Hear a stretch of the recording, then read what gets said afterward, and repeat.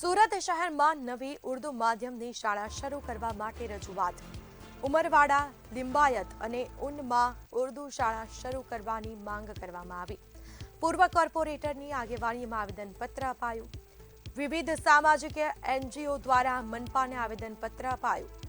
ધોરણ 8 પછી ઉર્દુ હાઈસ્કૂલ ન હોવાથી ડ્રોપઆઉટ રેશિયો વધ્યાનો દાવો। લઘુમતી સમાજના બાળકો શિક્ષણથી વંચિત ન રહે તે માટે ખાસ કરાઈ માંગ।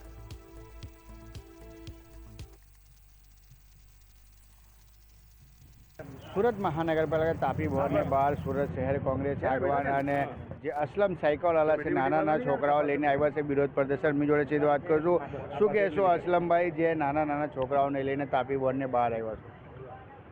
અત્યારે ગુજરાત સરકારનો શિક્ષણ વિભાગ અને સુરત મહાનગરપાલિકા દ્વારા સમગ્ર શહેરમાં એક મુહિમ ચાલી રહી છે કે જે વિદ્યાર્થીઓ, ખાસ કરીને ગરીબ શ્રમિક પરિવારના વિદ્યાર્થીઓ અને પરપ્રાંતીય સમાજના વિદ્યાર્થીઓ કે જે ધોરણ 1 થી 12 અભ્યાસ કરતા હતા, એમાંથી ઘણા હજારોની સંખ્યામાં બાળકો દર વર્ષે ડ્રોપ આઉટ થાય છે કે આગળ પ્રવેશ ના મળતા હોય શાળામાં એટલે ભણતા નથી। જેના માટે મ્યુનિસિપલ કમિશનર એમ નાગરાજનજી પોતે પણ દરેકના પરિવારને મળે છે, વિદ્યાર્થીઓને મળે છે, સમજાવે છે। આપણે એમના સોશિયલ મીડિયા એકાઉન્ટથી, પ્રેસ માધ્યમથી ખબર પડી કે કમિશનર શ્રી આવું કામ કરી રહ્યા છે, એમનો સ્ટાફ પણ કામ કરે છે, એ આવકાર્ય છે। આ બધા તમામ બાળકો સુરત શહેરના લઘુમતી સમાજના વિદ્યાર્થીઓ છે જે નગર પ્રાથમિક શિક્ષણ સમિતિની શાળામાં ધોરણ 8 પાસ કરીને ધોરણ 9 માટેની લાયકાત ધરાવે છે। આ તમામ વિદ્યાર્થીઓ ધોરણ 9 માટે સુમન ઉર્દુ શાળામાં ફોર્મ ભરેલ, જેમાંથી માત્ર 210 વિદ્યાર્થીઓને પ્રવેશ મળ્યો, કારણ કે ત્યાં વર્ગો જ નથી। એટલે વિદ્યાર્થીઓ આગળ ભણવા માંગે છે અને તમામના 70% કરતાં વધારે ગુણ છે।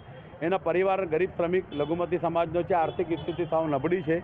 બીજી ખાનગી શાળાઓ સુરતમાં જે છે એમાં પણ વર્ગો પૂરતા નથી અને એમાં આ લોકોને આર્થિક રીતે પોસાય એમ નથી, કારણ કે એ શાળામાં વાર્ષિક ફી બોલો કે બીજો બધો જે ખર્ચો છે ટ્રાન્સપોર્ટ નહીં, અમને પોસાય નહીં આર્થિક નબળાઈના કારણે।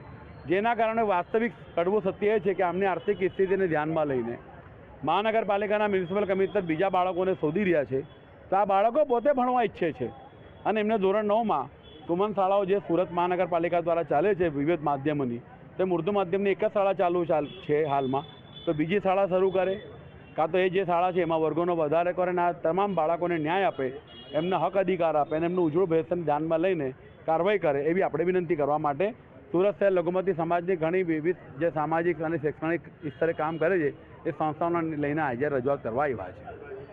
બિલકુલ, તો જોઈ શકાય છે મોટી સંખ્યામાં અહીંયા નાના છોકરાઓ ઉપસ્થિત છે અને કહી રહ્યા છે આ શહેરમાં અમે દેશની વિદ્યાર્થી છીએ, અમે પણ ન્યાય આપો, અમે પણ અમારું પણ ભવિષ્ય અધિકારમાં છે, અમને પણ ન્યાય આપો, એવી રીતે બોર્ડ સાથે મોટી સંખ્યામાં લોકો અહીંયા ઉપસ્થિત છે। જોઈ શકાય છે જે હિસાબે લોકો અહીંયા છોકરાઓ લઈને પહોંચ્યા છે કે અમને પણ અહીંયા ન્યાય આપો।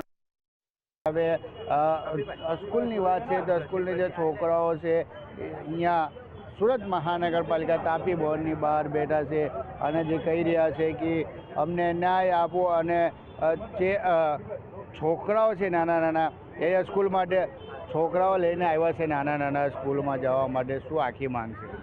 આ નાના બાળકો જે છે એ 9, 10, 11 વાળા છે, એમને ભણવાની ખુદ ઈચ્છા છે કે ભાઈ અમને ભણવું છે પણ અમારું એડમિશન થતું નથી। હવે નાજરાન સાહેબ લોકો પાસે ઘરે જતા હતા કે ચાલો તમે ભણો, અમે ભણવા માટે તમને રેડી છે, તો આ નાના બાળકો પોતે મહાનગરપાલિકામાં આવ્યા છે કે ભાઈ અમને ભણવાનું છે, અમને ભણવાનું। બિલકુલ, જે હિસાબે સુરત મ્યુનિસિપલ કમિશનર જે ઘરે જઈને છોકરાઓ શોધતા હતા તે છોકરાઓ છે પોતે મહાનગરપાલિકા તાપી ભવન સુધી આવ્યા છે કે અમને એડમિશન આપો। કેમેરામેન શોએબ શેખ સાથે દીપક રાય, મંતવ્ય ન્યૂઝ, સુરત।